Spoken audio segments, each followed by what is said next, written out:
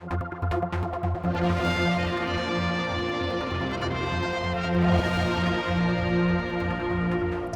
offshore business world has been under the spotlight this week. UK Prime Minister David Cameron wants to create a public register that gives the true ownership of companies, and he's asked all the Crown Dependencies to do the same.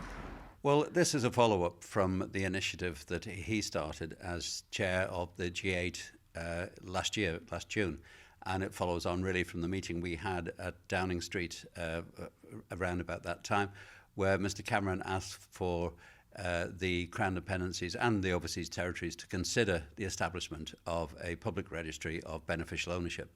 At that time, the Allan was very comfortable with that because we are already many, many years ahead of the United Kingdom in terms of access to information, particularly the information requested by law authorities and by tax collections. And we have had a number of requests over the years in relation to that, and every single one has been responded to. So we don't have a problem with that, but we did give a commitment that we would review that situation. Now, the letter that we've had from Mr Cameron really updates the UK's position from 12 months ago, and in effect is asking us to reaffirm our commitment to reviewing our position to move towards a public register of beneficial ownership.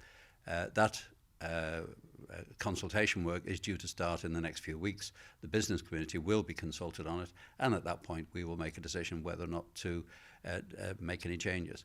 The important thing, though, the really key issue in the letter, which Mr Cameron referred to 12 months ago and again this time, is that one country on its own cannot resolve this issue. It has to be a truly global initiative. Every country, and that's every major country, it's not just the UK, it's not the Isle of Man, it's the European Union, it's the US, it's China, it's the Asian countries. Everybody has to sign up to this, otherwise it's not going to work, because all it's going to do is move the more dodgy business from one jurisdiction to another, and that is not going to help anyone. That's it, because there's a big difference, isn't there, between a public register and making this information available to the authorities. So would that put companies off from coming here if we had one? Yeah, well, Mr Cameron was very, very clear in his first letter, quite specific. He makes reference to the information being made available to law enforcement officers and tax collectors. That's exactly what the Isle of Man's position has been for the last 12 years. We regulate our company service providers, our trust service providers. The United Kingdom don't.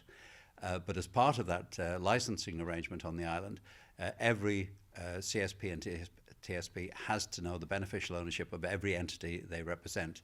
And on request, the regulator can have access to that information. So the workings of what Mr Cameron is trying to achieve already exist in the Isle of Man. They don't in any shape or form in the United Kingdom at this stage.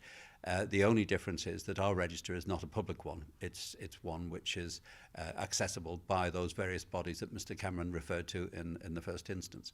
And Mr Cameron, in the UK proposals, is already recommending a number of carve-outs in areas. So it's already starting to water down the original proposal. So before the Isle of Man makes any final decision on this, obviously we have to consult our own people, but we clearly also need to see real tangible progress in the larger countries so that we know what in fact is evolving as a genuine international standard. What's been the reaction from our business community since this letter came out? Well, there's been very little response. As I say, it's simply a continuation of where we were 12 months ago. The business community, we have already started early consultations with. They have a concern, I think, that the Isle of Man should not go first on this one. We need to see what is happening elsewhere. And, you know, when an article in the Financial Times this week shows that 2 million companies a year are established in the United States alone, where they don't have this beneficial ownership knowledge, that really shows the scale of the problem we're up against. So our own business community, I think, recognises the debate which is going on, but wants to see firm developments elsewhere before we move here.